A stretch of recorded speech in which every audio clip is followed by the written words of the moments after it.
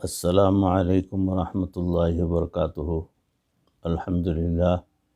الحمدللہ وکفیٰ وسلام علی عبادہ الذین اصطفیٰ والتقیٰ والعفاف والغنیٰ۔ اما بعد فقد قال اللہ تبارک وتعالی فی القرآن المجید والفرقان الحمید: الناس کلہم ہالکون الا العالمون۔ صدق اللہ مولانا العظیم۔ محترم بھائیوں، بزرگوں، دوستوں، ناظرین، حاضرین، سامعین اور معزز خواتین، ہماری ماں بہنوں، تصوف کے عنوان پر موضوع چل رہا ہے اخلاص کے برکات۔ تو اس کی اگلی کڑی آپ کے روبرو پیش کر رہا ہوں، سماعت فرمائیں۔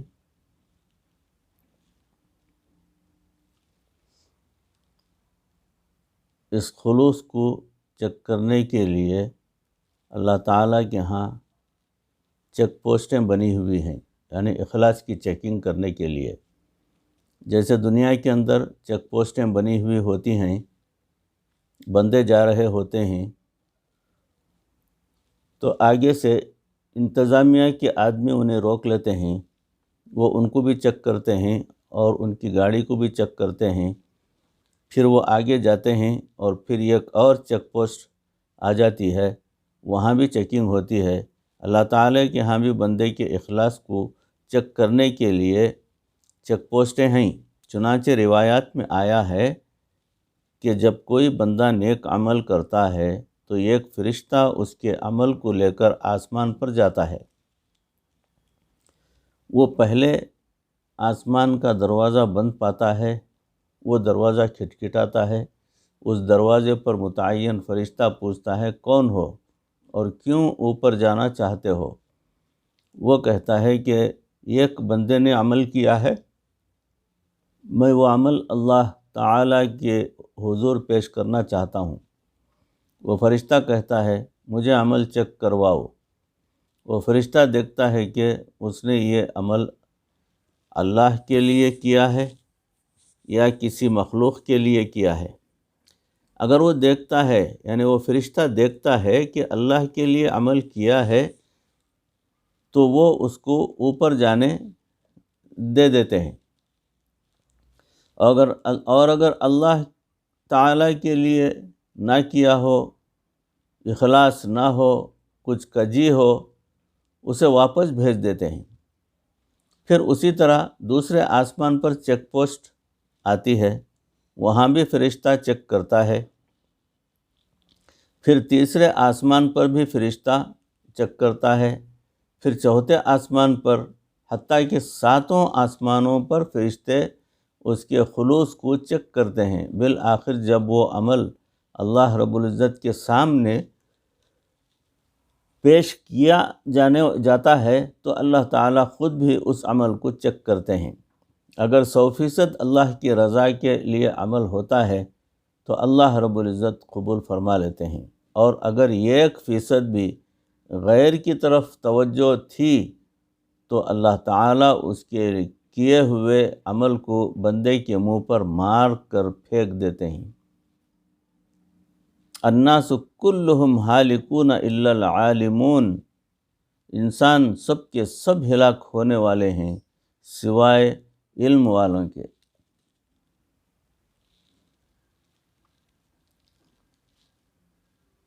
والعالمون کلہم ہالکون الا العاملون۔ اہل علم سب کے سب ہلاک ہونے والے ہیں سوائے عمل کرنے والوں کے۔ والعالمون کلہم ہالکون الا المخلصون۔ عمل کرنے والے سب ہلاک ہونے والے ہیں سوائے مخلصین کے۔ والمخلصون علی خطر عظیم۔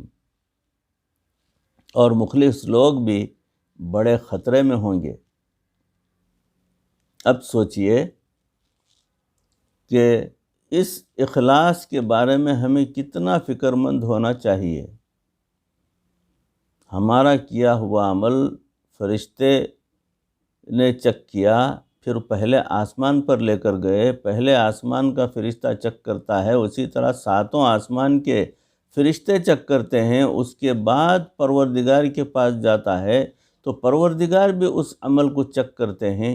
اگر تھوڑی بھی کجی 1% بھی کجی کمی رہ گئی تو وہ عمل بندے کے منہ پر دے کر مارا جاتا ہے اور اسے جہنم کے اندر پھینک دیا جاتا ہے۔ آج دنیا کے کارخانوں کے اندر کوالٹی کنٹرول ڈپارٹمنٹ بنائے ہوئے ہیں۔ مالک کہتا ہے کہ میرا گاہک مجھ سے کوالٹی مانگتا ہے، لہٰذا میری ہر چیز کوالٹی کے مطابق ہونی چاہیے، اگر کوالٹی کے مطابق نہ ہو تو اسے رد کر دیا جاتا ہے۔ بالکل اسی طرح اللہ تعالیٰ کے ہاں عملوں کے لیے کوالٹی کنٹرول ڈپارٹمنٹ بنا ہوا ہے، اور ہر عمل کے خلوص کو چیک کیا جاتا ہے۔ جو عمل اس معیار پر پورا اترتا ہے اسے اللہ تعالیٰ قبول فرما لیتے ہیں، اور جو معیار پر پورا نہیں اترتا اس کو اللہ تعالیٰ رد فرما دیتے ہیں۔ جس گاہک نے ایک چیز کے بدلے میں 4 ٹکے دینے ہوں وہ تو کوالٹی مانگے، اور جس پروردگار نے اپنی جنتیں دینی ہوں، اپنی رضا دینی ہو، اپنی لقاء دینی ہو، وہ بندے کے عملوں میں خلوص کیوں نہیں مانگیں گے؟ اس لیے ہمیں یہ اخلاص اپنے اندر پیدا کرنے کے لیے فکر مند ہونا چاہیے۔ یہ غم لگا ہوا ہو کہ اے اللہ میرا ہر عمل آپ کی رضا کے لیے ہو اور مخلوق سے میری نگاہیں ہٹ جائیں۔ ایک مرتبہ فقیہ ابو اللیث سمرقندی رحمۃ اللہ علیہ سے کسی نے پوچھا، حضرت مخلص کسے کہتے ہیں؟ انہوں نے فرمایا، کیا تم نے چرواہے کو دیکھا ہے؟ جس نے کہا، جی ہاں۔ فرمایا، جب چرواہا بکریوں کے درمیان نماز کے لیے بیٹھتا ہے تو کیا اس کے دل میں یہ طمع ہوتی ہے کہ بکریاں میری تعریف کریں گی؟ اس نے کہا، نہیں، اس کو تو ذرا بھی توقع نہیں ہوتی کہ یہ بکریاں میری تعریف کریں گی۔ حضرت رحمۃ اللہ علیہ نے فرمایا، جس طرح چرواہا بکریوں کے درمیان بیٹھ کر نماز پڑھتا ہے اور اس کے دل میں بکریوں سے تعریف کی طمع نہیں ہوتی، اسی طرح مخلص بندہ جب لوگوں کے درمیان بیٹھ کر اللہ کی عبادت کرتا ہے تو اسے بھی لوگوں سے کوئی توقع نہیں ہوتی کہ یہ میری تعریفیں کریں گے۔ اللہ تعالی ہمیں بھی ایسا اخلاص عطا فرما دے، آمین۔ اللہ رب العزت کا در اور اللہ رب العزت کا ڈر، یہ 2 باتوں کا تذکرہ آ رہا ہے۔ 2 لفظ یاد رکھیے، ایک اللہ رب العزت کا در اور ایک اللہ رب العزت کا ڈر۔ ان 2 چیزوں کو زندگی بھر نہیں چھوڑنا چاہیے، نہ تو اللہ کے در کو چھوڑنی چاہیے، اور یعنی دروازے کو چھوڑنا نہیں ہے، اور نہ ہی اللہ رب العزت کے ڈر کو چھوڑنا ہے۔ کبھی نڈر نہیں ہونا چاہیے، کبھی یہ نہیں سوچنا کہ میں نے بڑی تہجد پڑھ لی، بڑے ذکر، بڑے بڑے مراقبے کر لیے، میں نے لا الہ کی بڑی ضربیں لگا لیں۔ کبھی بے خوف نہیں ہونا، ساری زندگی دل میں ڈر رہے کہ پتہ نہیں کہ قیامت کے دن میرا کیا بنے گا۔ اگر ساری زندگی یہ 2 نعمتیں ساتھ رہیں گی تو سمجھ لینا کہ ہم محفوظ ہو کر اللہ تعالیٰ کے راستے پر قدم اٹھا رہے ہیں۔ ہر عمل کی قیمت ہوتی ہے۔ اگر دل میں بات ہو کہ لوگ مجھے اچھا کہیں اور لوگوں نے اچھا کہہ دیا تو عمل کی قیمت مل گئی۔ اگر دل میں یہ ہو کہ لوگ میری تعریفیں کریں اور لوگوں نے تعریفیں کر دیں تو عمل کی قیمت مل گئی۔ قیامت کے دن ایک عالم کو پیش کیا جائے گا، اس سے پوچھا جائے گا کہ کیا لائے ہو؟ وہ کہے گا، اے اللہ، میں نے بڑی مسجدیں بنائیں، بڑے مدرسے بنائے، اور دین کا بڑا کام کیا، اللہ تعالیٰ فرمائیں گے ہاں اس لیے کرتے تھے کہ لوگ تمہیں بڑا عالم کہیں۔ فقد قیل، وہ تو کہا جا چکا ہے، اب ہمارے پاس تمہارے لیے کچھ نہیں ہے۔ چنانچہ فرشتوں کو حکم ہوگا کہ اس بندے کو اوندھے منہ جہنم کے اندر داخل کر دیا جائے۔ میرے دوستو، اس بندے کو اوندھے منہ چھانٹا جائے گا اور اٹھا کر جہنم کے اندر پھینک دیا جائے گا۔ اب سوچنے کی بات یہ ہے کہ ہم جو یہ سارا کچھ کرتے ہیں، کیا کسی بندے کے ایک فقرے کی وجہ سے کر رہے ہوتے ہیں؟ اگر اس لیے کر رہے ہوتے ہیں تو پھر ہماری بربادی میں کوئی شک نہیں۔ اس بندے کو قیامت کے دن کتنی حسرت ہوگی جس کے اتنے بڑے بڑے اعمال پیش ہوں گے، مگر کہہ دیا جائے گا کہ اس کو اس کا بدلہ دنیا کے اندر دیا جا چکا ہے۔ لوگوں کی تعریفیں وہ سن لی ہیں، وہ تعریفیں ہو گئیں، پتہ نہیں قیامت کے دن کیا بنے گا۔ اگر ہم نے اللہ کی رضا کے لیے یہ اعمال نہ جوڑے تو کل قیامت کے دن ہمارے لیے بڑی مشکل بنے گی۔ من ترا حاجی بگویم تو مرا قاضی بگو، یہ مقولہ ہے۔